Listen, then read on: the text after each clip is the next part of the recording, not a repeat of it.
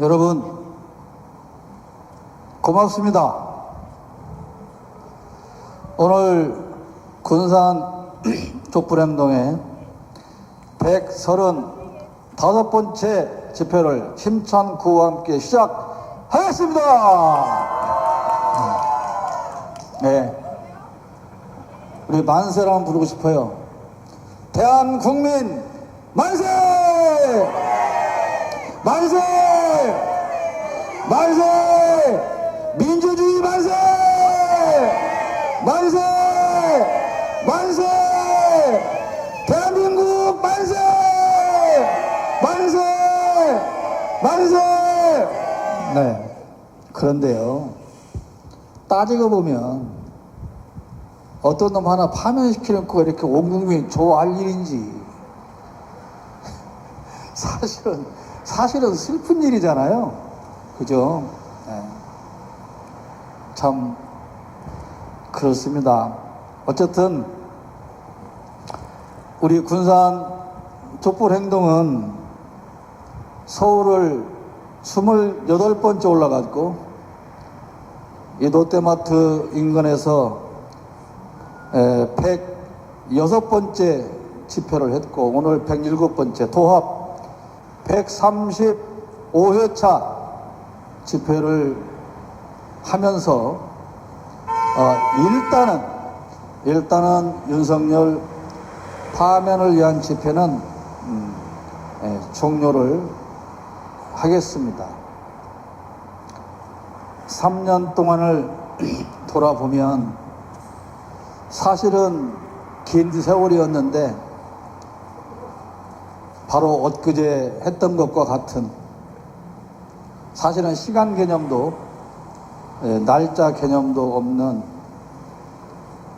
그저 항상 우리는 오매물망 윤석열 파면과 김건희 구속만을 생각하고 외치고 그러면서 살아온 3년 세월이었습니다.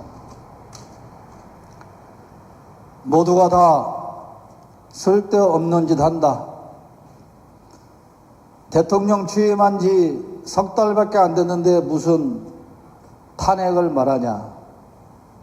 그런 질시의 눈초리도 있었고, 많은 시민들이 외면하고 거들떠보지 않는 그런 상황에서도 불과 대여섯 명이 모였을 때도 있고 몇십 명이 모였을 때도 있었지만, 우리는 단 한 번도 윤석열이 임기를 채울 거라고 생각해 본 적은 없습니다.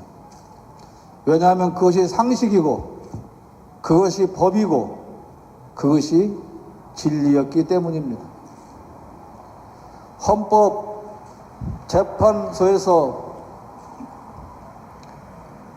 재판소장 대행이 결정문을 읽어가고 4월 4일 날 11시 22분 윤석열 파면 결정하는 모습을 보면서 우리 모두는 감동했고, 저 역시도 한동안 감격의 눈물을 흘렸습니다. 그런데 하루 지나고 이틀 지나고 보니 헌법 재판관들이 참 많이 괘씸합니다. 저나 여러분이 써도 충분히 쓸 수 있는 결정문 아닙니까? 거기에 무슨 어려운 법적인 단어 하나도 들어간 게 없습니다. 그냥 보통의 상식을 가진 국민이라면 누구나 다 쓸 수 있는 그런 결정문 아닙니까? 그런데 그것을 쓰는데 그 잘난 헌법재판관 8명과 수십 명의 헌법재판 연구관들이 그렇게 긴 시간 동안 이 조문을 써야 했는가, 그런 생각이 들었고요. 그리고 최소한 결정문에 문헌으로 남기지는 않는다 해도 헌법재판소 앞에서 여러 날 밤을 새우며 간절히 염원했던 그 국민들을 너무 오랫동안 기다리게 했다는 것에 대한 이유와 미안함은 표시했어야 한다고 저는 생각을 합니다. 그것이 국민에 대한 예의고 도리일 것입니다. 만약에 인용문을 쓰기가 어려웠다면, 그래서 시간이 걸렸다면 그들이 그렇게 말하는 법대로 쓰지 않기 위해서 고민을 했었을 것이고요. 만약에 어떻게든 시간을 질질 끌어보려고 했다면 양심에 의한 판결문이 아니었을 거라고 생각을 합니다.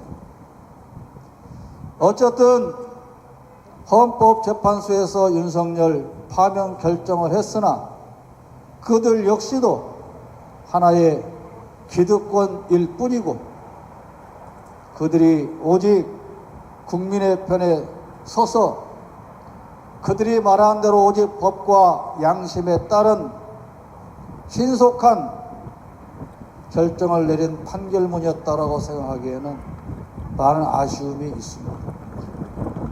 아무튼 그럼에도 불구하고 여러분, 헌법이 승리한 게 아니고 국민의 상식이 승리한 겁니다, 여러분.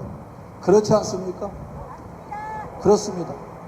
우리 국민이 이긴 것이고 국민의 상식이 윤석열을 파면한 것이지 국회에서 한 것도 아니고 헌법재판소에서 한 것도 아니다.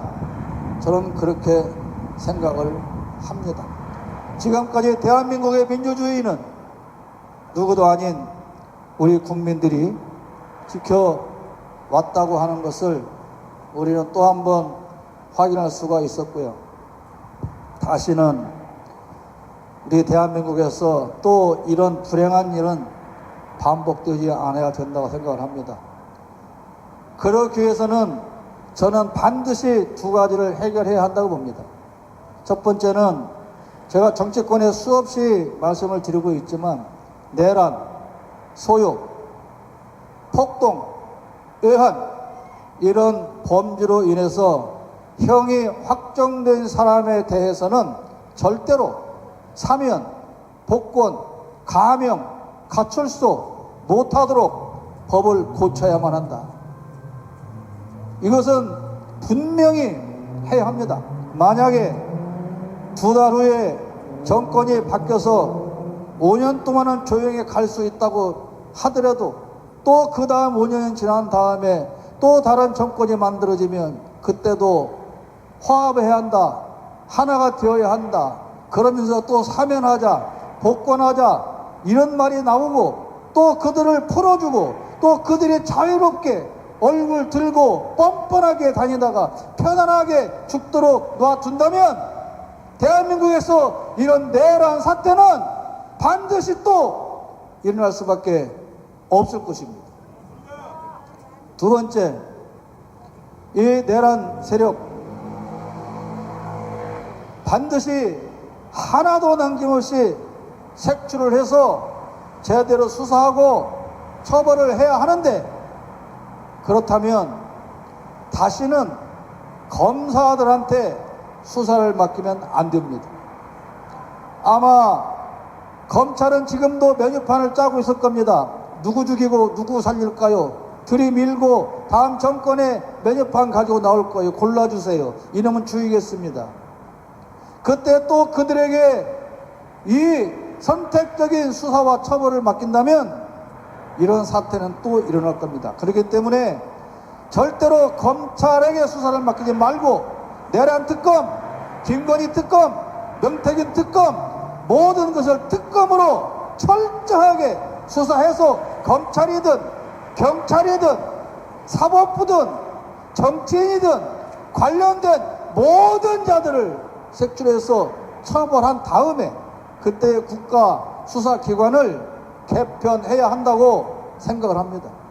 그렇게 해서 검찰은 완전히 해체해버리고 기소청으로 전락이 되든 그 검사들 중에서 수사하겠다 하는 사람은 수사관으로, 기소 담당하겠다 하는 사람은 기소관으로 해서 아예 검사라는 말 자체가 사라지게 해야 됩니다.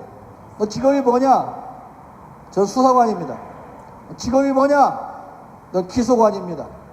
그리고 똑같이 9급 공무원부터 시작해서 올라가야지. 무슨 놈의 초임이 4급부터 특권을 줘가지고 이렇게 자기네들이 모든 국민을 지배할 수 있다고 하는 이런 우월감에서부터 그들을 사라지게 해야만이 대한민국의 법은 제대로 지켜질 것이고 바로 법치주의가 이행될 거라고 저는 생각합니다. 모르겠습니다. 우리 오늘 군산촛불행동은 우리의 목적이 윤석열 파면을 외치는 것이었기 때문에 오늘 일단 여기서 중단을 할 것이지만 지금 서울에서는 계속해서 민주정권 수립을 위해서 계속 행동해 나가겠다고 합니다. 왜냐하면 박근혜 탄핵을 위해서 촛불을 들고 문재인 정권을 탄생시켰는데 그 결과가 뭐냐? 또 이렇게 되었지 않느냐? 그때 바로 시민들이 촛불을 내려놓고 정권에 넘겨줬기 때문에 오늘 실패가 있었다. 그런 생각이 있어서 앞으로도 계속 민주정권 수립을 위한 외침을 하고 갈 것 같습니다.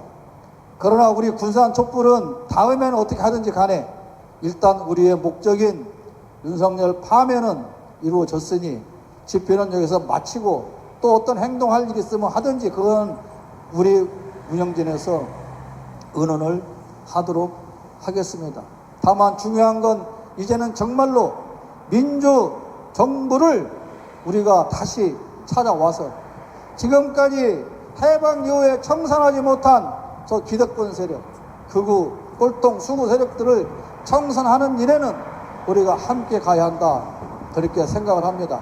그때까지 여러분 다 함께 해 줄 거죠? 예. 우리 음악 한 곡 듣고 여러분들에게 마이크를 넘겨드리도록 하겠습니다.